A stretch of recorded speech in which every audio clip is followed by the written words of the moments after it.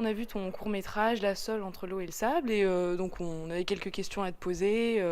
Il m'a beaucoup surpris, notamment le choix du thème. Alors je voulais savoir pourquoi la sole? Alors la sole, parce qu'il y a un problème dans l'évolution. Les biologistes ne savent pas exactement à quel moment son œil est passé du côté droit au côté gauche et à quel moment elle est devenue asymétrique.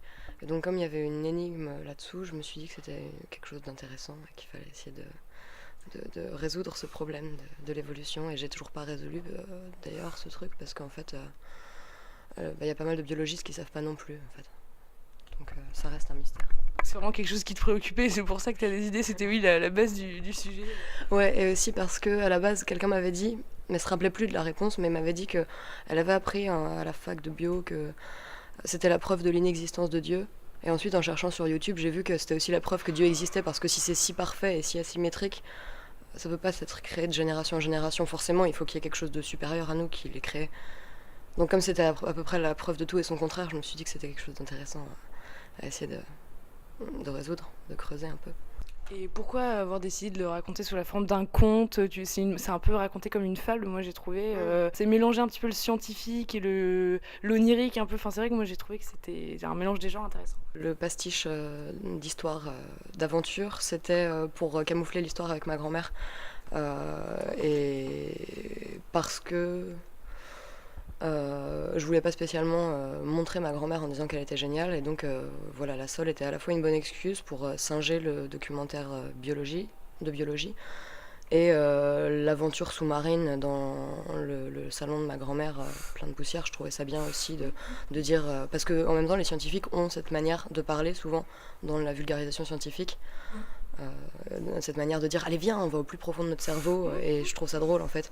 Donc je voulais vraiment prendre ce ton là qui soit un peu un ton enfantin, et le fait de dire que c'était un conte, ça me permettait aussi de cacher que c'était quelque chose d'assez personnel finalement, parce que je vis avec ma grand-mère, donc j'avais pas envie de filmer mon nombril non plus, Ouais, et parce dire que ouais, derrière ce reportage, c'est quand même le lien entre justement entre toi, sa petite fille, et ta grand-mère. C'est ça qui est intéressant. Moi, je me suis demandé si c'était toi qui jouais justement le rôle de l'exploratrice un peu dans le frigo, tout ça aussi. oui, oui, oui. J'aurais pas pu demander à quelqu'un de le faire parce qu'en fait je le faisais le matin, j'avais fini mon déguisement de scaphandrier, et donc je le mettais et puis je voyais ce que ça donnait en fait. C'était pas très prévu. D'ailleurs j'aurais pas pu prévoir ce qu'elle me répondait. Ça c'est une partie qui est vraiment documentaire sur le réel là, pour le coup. J'aurais pas pu prévoir. Voilà. C'est ton premier film, enfin ton vrai premier court-métrage. Parce que j'ai vu que tu avais fait d'autres vidéos et d'ailleurs ton court-métrage est scindé en plusieurs parties, hiver, automne, été. Et j'ai vu que tu avais fait une espèce de série sur le même thème, enfin saison, j'avais lu saison 2 hiver, saison 3 automne. Et c'est quoi ton rapport justement aux saisons et pourquoi l'avoir fait comme ça, ton court-métrage? Bah alors en fait, moi je vis chez ma grand-mère depuis 3-4 ans, et j'ai commencé à filmer tout de suite. Je filme souvent, mais en plus c'est vrai qu'il y a quelque chose où j'avais très envie de la filmer en fait. Mais c'est ça que je trouve un peu bête, c'est qu'effectivement il y a le côté photo de famille. Quand on filme quelque chose, on n'a pas envie de le perdre, on veut le garder. Et du coup j'ai commencé à filmer tout de suite, et je me suis dit à un moment, bon bah ces petits montages que je fais qui sont pour moi, c'est un peu un travail d'autiste. Tu le mets sur internet, mais en fait c'est comme si tu le mettais sous ton matelas quoi. En fait tu fais juste des petits montages, après tu l'envoies à 10 personnes. Après je me suis dit j'avais envie de le partager, d'en faire justement une fiction pour que ce soit quelque chose qui puisse se regarder euh, dans une salle, parce que t'as pas la même approche d'un travail de vidéaste en fait, où tu peux éteindre sur internet, tu peux zapper, euh, avec un film où il y a une espèce de chronologie, où je trouve que j'essaye de m'appliquer plus à ce qu'on soit emmené dedans en fait. Euh, c'est un travail où on pense plus au spectateur quoi, enfin un peu.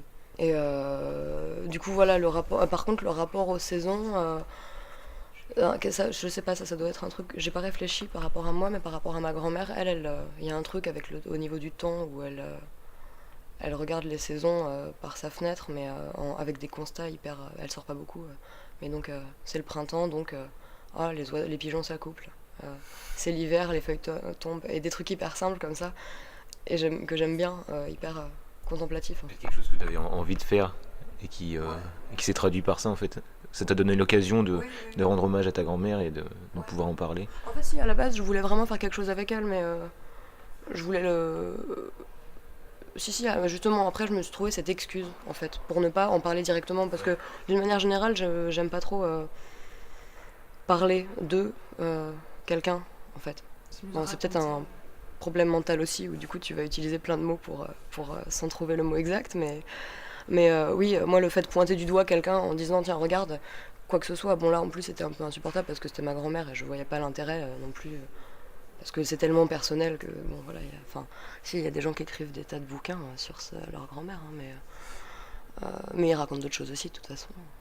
Euh, mais au début, je m'étais dit que j'allais faire un espèce de pastiche de Proust, en fait. J'étais beaucoup dans le deuxième degré, je me disais, je peux pas le faire sérieusement, en fait. Et j'ai voulu singer plein de genres, comme ça.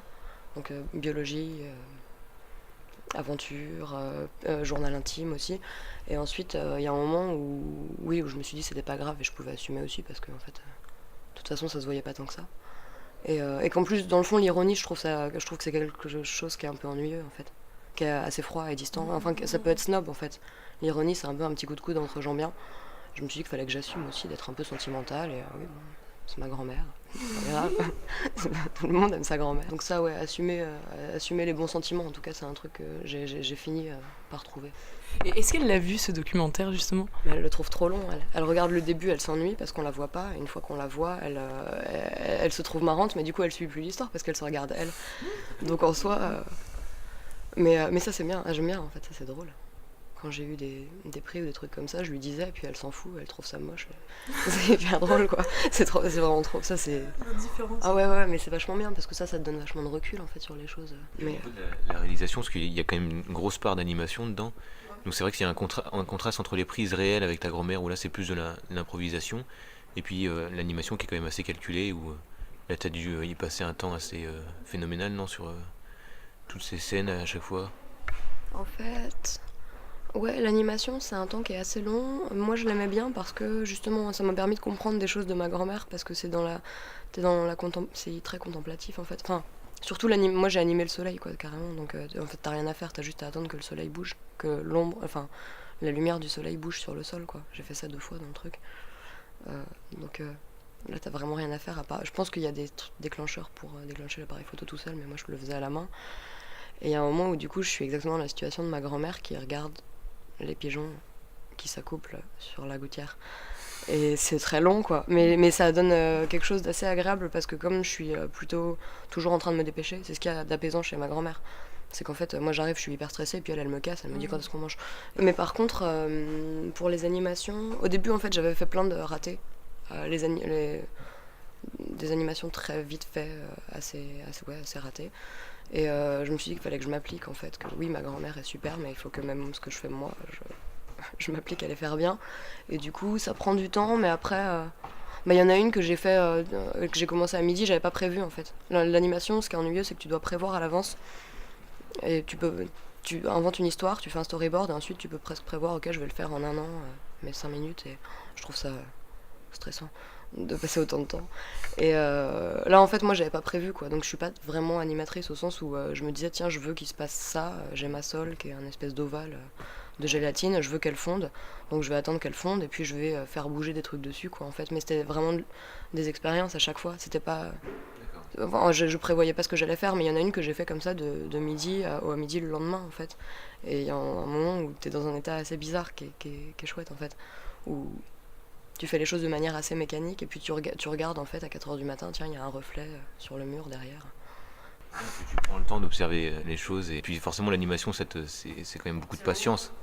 Et puis aussi en animation on apprend un truc que je trouve précieux, moi j'aime bien le réel quand même et voilà, il y a quelque chose dans l'animation que je trouve trop lent, mais en fait on a appris à imiter le mouvement de la fumée, à imiter le mouvement du vent, du coup à regarder, je regarde plus la fumée de la même manière en fait.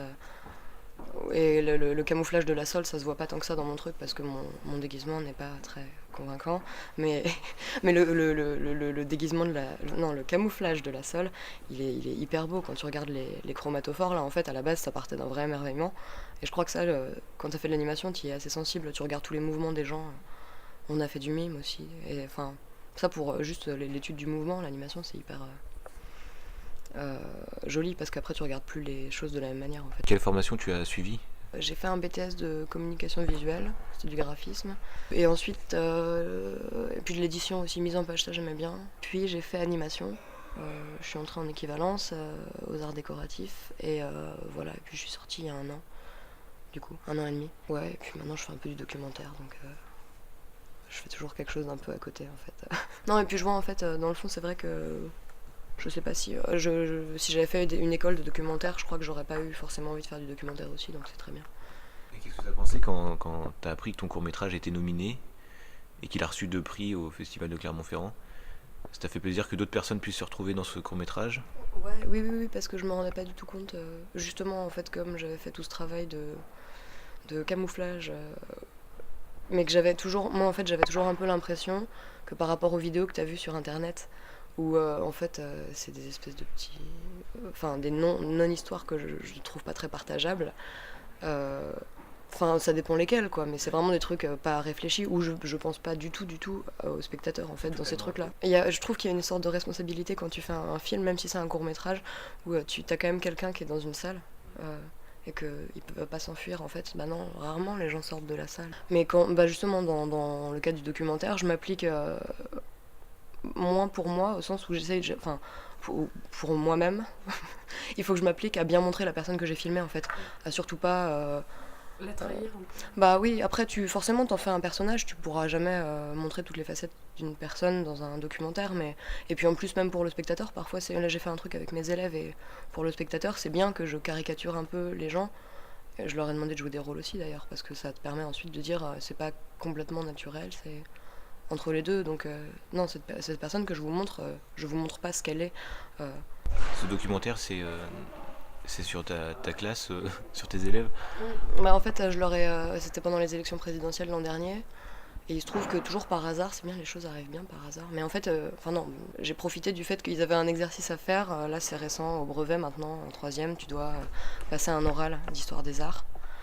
Et c'était sur le triomphe de la volonté de Leni Riefenstahl, qui est un beau film de propagande. Et donc pour leur expliquer les chants contre chants, les cuts, tout ça, en fait, je les ai filmés. Et donc je leur ai demandé de passer les présidentielles en fait, parce qu'il fallait voter en même temps. Donc j'ai beaucoup de personnages et comme moi c'était mes élèves, bah, je les reconnais tous. Et puis à un moment je me rends compte qu'en fait, bah non, d'accord, tout le monde ne reconnaît pas directement Ayoub et Walid, en fait, on les confond, mince. Donc voilà, en fait, je me retrouve avec des images où forcément tu voles un peu, même quand les gens ils savent qu'ils sont filmés. D'ailleurs, tu voles tes images, du coup ensuite. C'est pour ça que je m'applique à filmer que des gens que j'aime beaucoup, en fait. Dont je sois vraiment sûre de. Oui, je suis vraiment sûre de la sincérité des sentiments que j'ai pour les gens que je filme. Et donc, je sais qu'après, je peux faire de conneries avec. Il y a d'autres choses, des gens avec qui j'ai des relations à peine plus compliquées. Je préfère surtout éviter de les filmer parce que j'ai pas du tout envie de. Voilà, j'ai pas envie de. Mais par contre, je me dis que dans un film de fiction où c'est toi qui décides de tout, bah là, tu peux te permettre d'être plus violent, en fait.